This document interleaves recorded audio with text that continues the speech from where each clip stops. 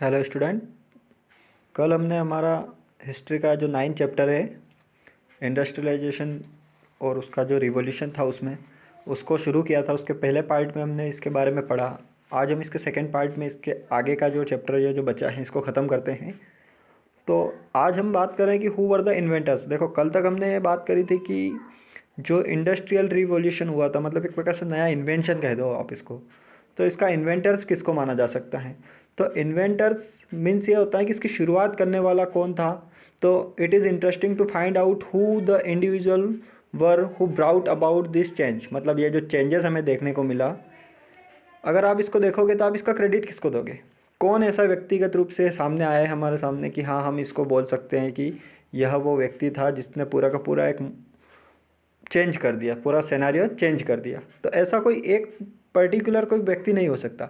लेकिन अगर आप इसको दूसरी तरीके से देखोगे तो since the breakthrough did not required a full knowledge of the law of physics और केमिस्ट्री। मतलब जैसे पहले ये सारी चीज़ें हम नहीं जानते थे, लेकिन जैसे जैसे लॉ, एजुकेशन, इन चीज़ों का डेवलपमेंट हुआ, लोग इसमें इंटरेस्ट रखने लगे, लोग इसको पढ़ने लगे। एजुकेशन के जो बेसिक साइंस था, जैसे उसमें फिजिक्स हुआ, केमिस्ट्री हुआ, जो कि पहले लिमिटेड था, कब तक लगभग लेट 19th सेंचुरी तक। लेकिन उसके बाद जब लोग इसको समझने लगे, पढ़ने लगे, इसमें रुचि रखने लगे, तो यूरोपियन कंट्रियाँ जो थी धीरे धीरे इस चीज़ों को मतलब एक टेक्नोलॉजी की तरफ बढ़ने लगी इन चीज़ों के साथ। और टेक्नोलॉजी के साथ बढ़ते बढ़ते हम मॉडर्नाइजेशन की तरफ बढ़ने लगे। तो इस प्रकार से हम इन सारी चीज़ों को मतलब कुल मिलाकर ये कह सकते हैं कि जो एजुकेशन फील्ड है, और उसमें भी मेन रूप से जो साइंटिफिक फील्ड है, जो साइंस फील्ड है, डिपार्टमेंट है, उसका एक मेन रोल रहता है कि जो इस चेंजेस का एक मतलब से रिस्पॉन्सिबल है। उसके बाद हम बात करते हैं कि चेंज लीव्ड, मतलब किस प्रकार से एक अपनी जो डेली लाइफ, जो दिनचर्या थी लोगों की, वो चेंज हुई। देखो, पहले क्या होता था कि लोग जो टाउन में रहते थे वो अपने छोटा मोटा जो उनका काम होता था घर परिवार का या खेतों का, फील्ड से जुड़े हुए रहते थे। कोई वर्कर है तो वो मजदूरी कर रहा है तो वो अपने वहाँ पे थे। लेकिन धीरे धीरे इंडस्ट्रियलाइजेशन बढ़ने लगा, तो इंडस्ट्रियों की वजह से क्या हुआ कि लोग माइग्रेट होने लगे, गाँवों से निकलकर शहरों में जाने लगे। शहरों के अंदर अगर आप देखोगे तो वहाँ की पॉपुलेशन लगभग लगभग डबल होने लगी। हमने अब कल पढ़ा था कि जैसे यूरोप के अंदर बहुत सारी ऐसी कंट्रियाँ हैं, जैसे 19 ऐसी अलग अलग सिटीज़ है जहाँ की बहुत कम समय में पॉपुलेशन डबल हो गई।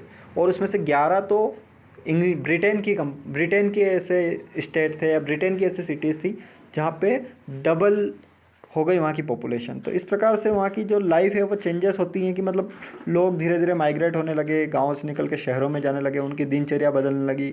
लोग जो पहले अपने घर परिवार के साथ ज़्यादा समय बिताते थे, अब वो बाहर जाके फैक्ट्रियों में काम करने लगे, उनके साथ बच्चे, उनके साथ महिलाएं, वो भी उनको ज्वाइन करने लगी ताकि घर परिवार को और भी ज़्यादा वो सशक्त कर सके फाइनेंशियली। तो इस प्रकार से उनका जो एक दिनचर्या थी, जीवन का जो एक स्तर था, वो उसमें एक प्रकार से चेंजेस आने लगा।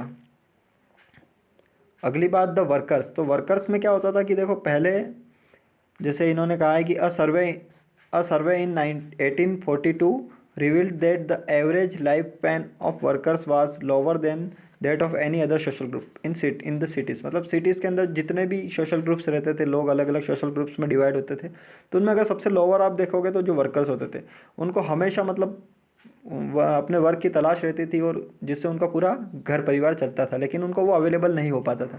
लेकिन जैसे जैसे मॉडर्नाइजेशन बनने लगा, इंडस्ट्रियलाइजेशन बढ़ने लगा, तो आजकल में क्या होता है कि मतलब इन लोगों को रोज़गार मिलने लगा, ये लोग वहाँ से जुड़ने लगे और ये माइग्रेट होकर गाँव से शहरों की तरफ जाने लगे। जबकि पहले ऐसा था कि गांव में लोग रहते थे, वो अपने फार्म पे काम करते थे, महिलाएं उनको ज्वाइन करती थी वहीं पे, और वो वहीं से उनका गुजारा होता था। लेकिन अब वो सभी लोग गाँव से, टाउन से निकल के सिटीज़ की तरफ इन बढ़ने लगे, माइग्रेट होने लगे। और वहाँ जाके उन्होंने क्या करा कि जो फैक्ट्रीज़ वगैरह होती है, इंडस्ट्रीज़ होती हैं, वहाँ पे जाके वो वर्क करने लगे, जिससे उनको फाइनेंशियल सपोर्ट मिला। और एक प्रकार से ये कह सकते हैं कि उनकी फाइनेंशियल कंडीशन में धीरे धीरे सुधार हुआ। Women, children and industrialization. तो महिलाएं और बच्चों की अगर बात करेंगे तो वो भी एक इम्पॉर्टेंट रोल प्ले करते हैं, क्योंकि उन्होंने जॉब्स के अंदर मतलब जो समय था जॉब्स के साथ उन्होंने अपने जो मेल पर्सन्स जो थे, वर्कर्स थे, उनको ज्वाइन किया। तो महिलाएं और चिल्ड्रन भी एक अपना एक अलग ही रोल इसमें प्ले करते हैं कि उन्होंने भी किस प्रकार से फाइनेंशियल कंडीशन जो होती है फैमिली की उसको सपोर्ट किया है। और ये सब किसके द्वारा हुआ है? इंडस्ट्रियलाइजेशन। क्योंकि जब तक इंडस्ट्रियलाइजेशन नहीं था बच्चे और महिलाएं जो है अपने घर परिवार के साथ घरों का छोटा मोटा काम ही करते थे। लेकिन धीरे धीरे ये चीज़ें बढ़ने लगी, महिलाएं उसमें इंटरेस्ट रखने लगी, वो वहाँ से जुड़ने लगी, वो भी वहाँ पे काम करने लगी। जो छोटे छोटे बच्चे थे उन्होंने उनको ज्वाइन करा, क्योंकि जो साइंटिफिक चीज़ें थी वो भी पढ़ रहे थे, तो उसके साथ वो भी जुड़े, एजुकेशन के साथ साथ उनका भी जीवन स्तर सुधरा। तो जो वुमेन हुआ है, चिल्ड्रन हुए, इंडस्ट्रियलाइजेशन हुआ, ये भी उस पर इफ़ेक्ट डालते हैं। अगली बात अपन करते हैं प्रोटेस्ट मूवमेंट। देखो प्रोटेस्ट मूवमेंट मीन्स ये होता है कि अगर आप किसी चीज़ के पक्ष में हो या विपक्ष में हो तो आप उसके साथ खड़े रहोगे या उसके खिलाफ खड़े रहोगे। तो जब ये इंडस्ट्रियलाइजेशन हुआ, मॉडर्नाइजेशन हुआ, तो इसके साथ जाहिर सी बात है कि बहुत सारी कुछ समस्याएं भी आई होगी। तो उन समस्याओं को बैक करने, उन समस्याओं से लड़ने, इसके लिए कुछ मूवमेंट भी हुए। जैसे हम अगर इंडिया की बात करें, जैसे हम इंडिया में हम अंग्रेज़ों के ग़ुलाम थे, तो जब हम ग़ुलाम थे तो हमको आज़ादी चाहिए थी, तो उस आज़ादी के लिए हमने बहुत सारे मूवमेंट देखे हैं इंडिया में। तो इस प्रकार से वहाँ पे जो इंडस्ट्रियलाइजेशन हुआ, इसके साथ जो समस्याएं आई, उन समस्याओं को दूर करने के लिए भी कुछ प्रोटेस्ट मूवमेंट भी हुए, मतलब उसको अपने संरक्षण के लिए, अपने बचाव के लिए, अपने भलाई के लिए। तो वो किस प्रकार की चीज़ें थी, तो इसमें अलग अलग चीज़ें दे रखी है। जैसे जो इन्होंने बता रखा है कि England had been at war with France for the long time, मतलब एक लंबे समय तक, लगभग 1792 से लेकर 1815 तक, इतने समय तक इंग्लैंड और फ्रांस के बीच में जो वॉर हुआ, उसने वहाँ का पूरा जो ट्रेडिंग सिस्टम था उसको एक प्रकार से डिस्टर्ब कर दिया, मतलब पूरा तहस नहस कर दिया। जो ट्रेडर्स जो थे वो एक स्थान से दूसरे स्थान तक ट्रेडिंग नहीं कर पा रहे थे इस वॉर की वजह से।